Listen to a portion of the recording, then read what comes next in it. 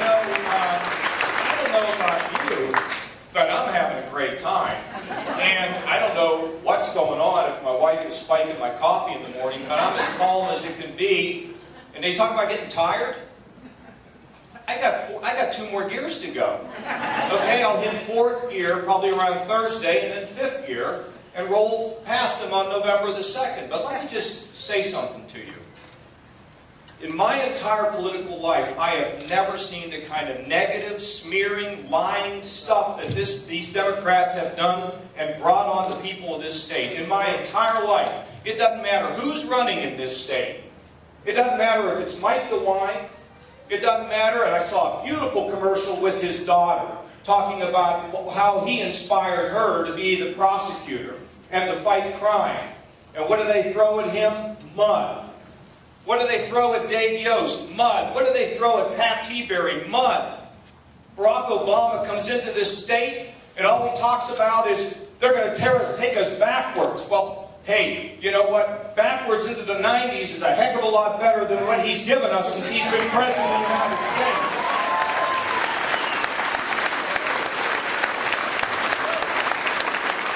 Let me tell you, Bill Clinton has got more gall than any human being on the face of the earth. We had to drag him kicking and screaming to the balanced budget. He didn't want anything to do with it until he realized there was a riot. And Bill Clinton, you know the way he does it? He gets in front of the parade and claims he's leading it. That's what Bill Clinton does. The fact of the matter is, in all these campaigns across this state, it's been fear.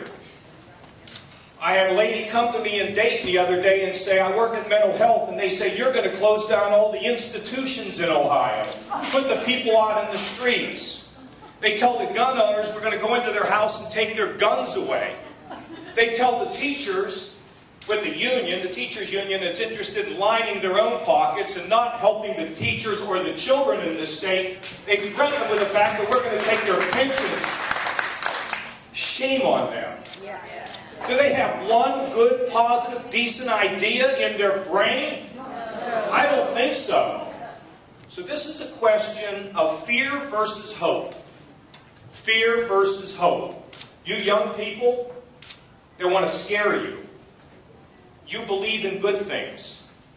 That's what I believe in. I believe in the next good thing that can happen. I believe in the next good thing that can occur. I believe in the next good thing that can raise families and give kids opportunities and hope. And all they can do is dish out a big plate of fear.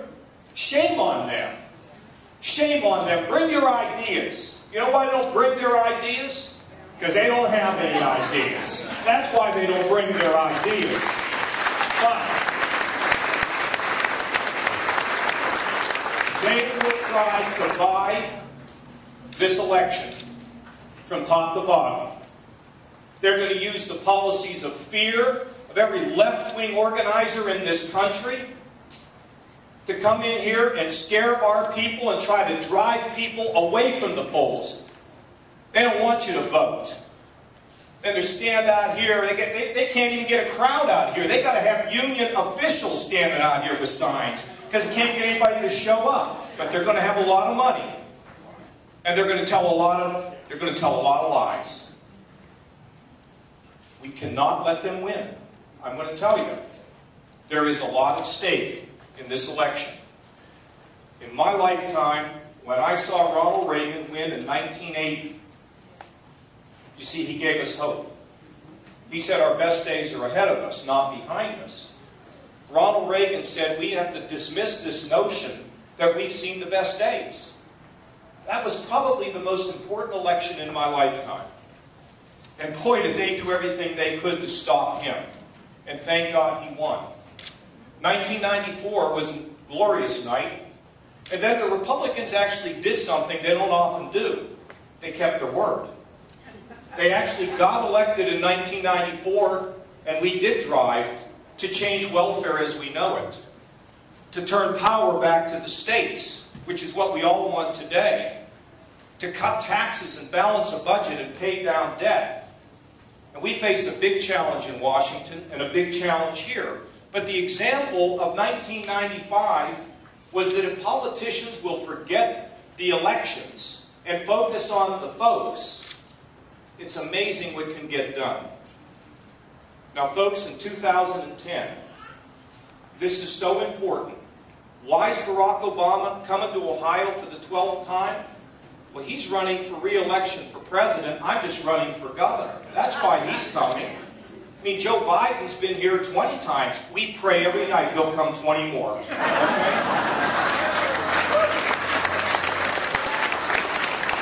But this is the eye of the tiger. Folks, this is the eye of the tiger. This is our chance in this state, in ground zero, to have our say. To stick up for what we believe in. To have power and not let people cower us in a corner somewhere. Force us to be afraid. This is our chance to stand up. And then in 2010, when we win this election, I'm going to tell you, I don't know anybody a thing in this state. Nobody. Mary Taylor and I got into this to fix Ohio. We are going to fix Ohio. We are going to make this state work again. And let me tell you, we can give people hope. We can make it work. We can be a role model for the rest of this country. And then we get ready for 2012. You know, my daughters the other day, we were having dinner and we were sitting around the table and they said, Daddy, we've been making headbands and selling them in our classmate's mother's store.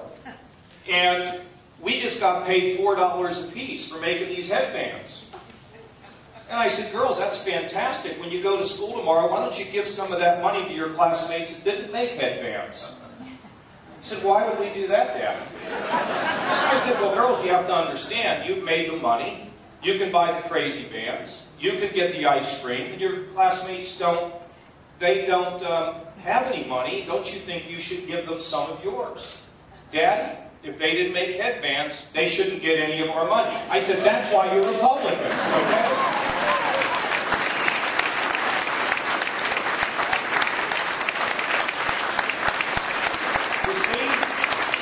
Values issue. We have to reject the fear. We have to reject the class warfare. We have to reject the notion of big government. And we need to go with our program. Run it from the bottom up. Government is a last resort, not as a first resort. Treat the people's money as if it was your own. And provide opportunity. All around the world, people are watching these elections. Oh, they're even watching Ohio. And this is sending a message to the world. Does America believe in itself? Does Ohio, for all of us, do we believe in ourselves? I know we do. I don't have to tell you to do one thing between now and November 2nd. Because you're ready to roll. And we're ready to roll. And we're ready to climb that mountain. You ready to climb that mountain together?